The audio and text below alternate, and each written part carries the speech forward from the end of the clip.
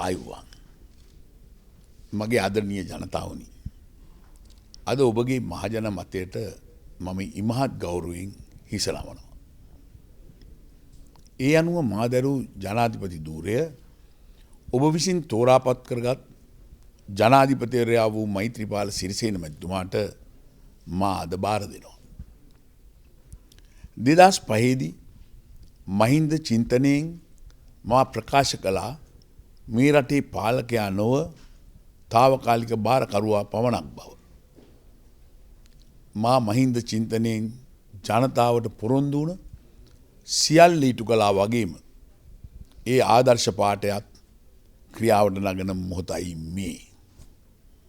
මිත්‍රෝන් කිව් දේ ඒ ආකාරයෙන්ම ඉටු කරන්නට ලැබීම ගැන මා අද ඉතාම සතුටු වෙන බව කියන්න ඕන. මම මේ රටේ බාරකර ධූරයෙන් ඉවත් යන මොහොතේ ඉතාම කෙටියෙන් කාරණා කීපයක් මතක් කරන්න ඕන. මේ අපේ මාතෘ භූමිය පුරා 30 වසරක් ලේ දහරා ගලා ගියා. මරණ බියෙන් මුළු දේශයම බෙදිලා තිබුණා. ඒ මරණ බිය නැති කරලා මේ රට එක්සේසත් කළ 2009 මැයි 19 වෙනිදා මට ඊටාම හොඳින් මතකයි.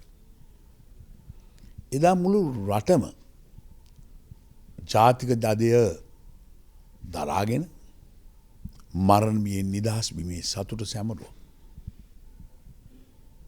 එහෙත් එදා ඒ දජ දැරුවත් අතරින් බොහෝත්